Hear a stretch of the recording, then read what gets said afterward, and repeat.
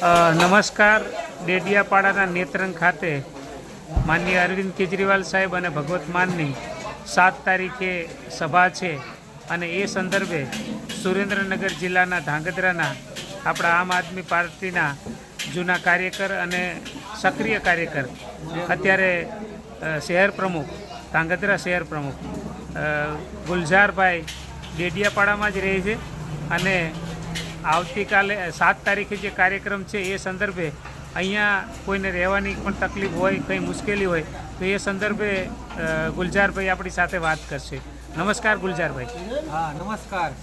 તમામ જિલ્લાવાળાને મારા નમસ્કારને ભાવભર્યું આમંત્રણ આપી છીએ કે ચેતર વસાવાના સમર્થનમાં આપણે બધા સાથે જોડાઈએ અને જેમ બને તેમ વધારે સંખ્યામાં આપણે ડેડિયાપાડા નેત્રંગ ખાતે આવવાની કોશિશ કરીએ.